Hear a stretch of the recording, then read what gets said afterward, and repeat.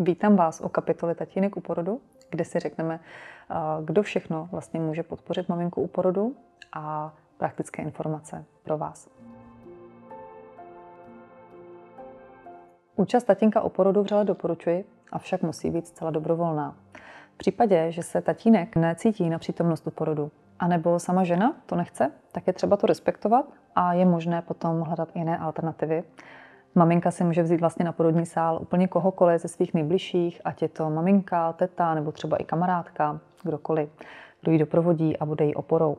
Zároveň je poměrně teď už běžnější a já velmi doporučuji vzít si také odbornou podporu a průvodce, jako je třeba porodní asistentka vaše nebo dula, kdo s vámi vlastně tím porodem projde také. Je to zcela běžné a já to moc doporučuji, protože ten ženský podpůrný element je u porodu často velmi zapotřebí. A teď praktické informace pro vás.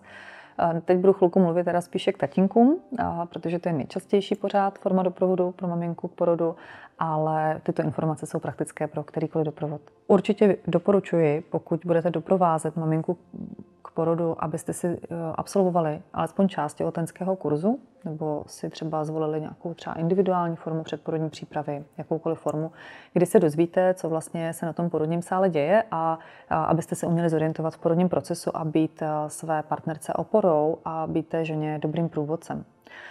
Potom velmi doporučuji, abyste si společně udělali exkurzi do té porodnice, kterou si vyberete, abyste se podívali, kam tu ženu odvezete, kde tam je příjem, kde si třeba můžete eventuálně vy sám odložit věci, kde se převléct. A eventuálně, pokud vám bude dělat exkurzi ten přítomný personál, tak se klidně i poptejte, kde si můžete stoupnout u toho porodu, kde nebudete jakoby překážet u toho samotného porodu. Je to velmi praktické a jistě se vám uleví, že víte, do čeho jdete. Další věc, určitě nezapomeňte, až potom půjdete k tomu samotnému porodu, nějaké pití, svačinu pro sebe, protože ne vždycky personál má takové možnosti, aby neustále pouštěl vlastně toho už převlečeného tatínka ven do kantýny a zpátky. Všichni ocení, když přijdete, oni vás převlečou do toho sterilního prádla a vy už tam takhle zůstanete a odejdete ideálně až po porodu. Určitě je možné si vzít sebou nějakou kávu, něco, co prostě vám pomůže.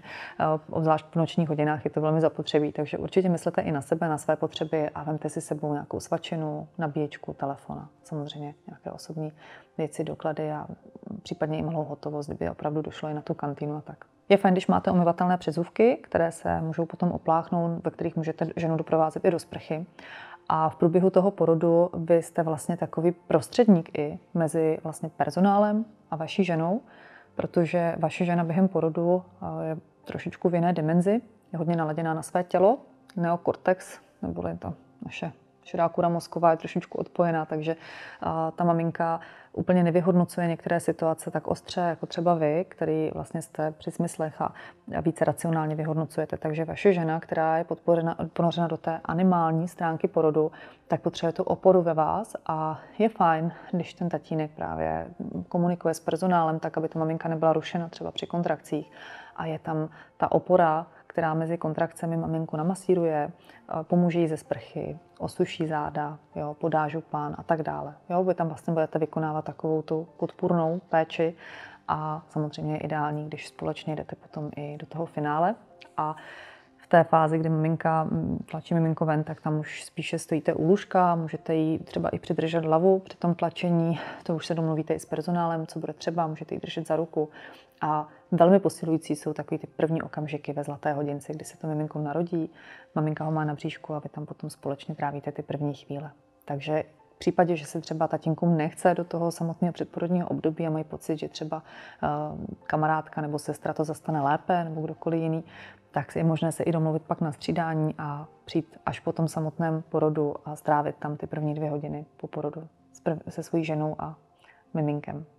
Další, s čím může tatínek mamince během porodu pomoci, je vlastně jeho spoluúčast při těch úlovových polohách, které najdete v našem kurzu, kdy ten tatínek vlastně může maminku nejenom namasírovat mezi kontrakcemi, může jí být tou pečující oporou, ale také se o něj maminka může třeba zavěsit při kontrakcích a můžou společně vlastně se obejmout a společně prožít tady tu důležitou taky fázi porodu a je to pro tu maminku velmi, velmi povzbuzující a posilující. No a to by bylo v tuto chvíli od nás vše a já se těším zase na povídání s vámi v další části.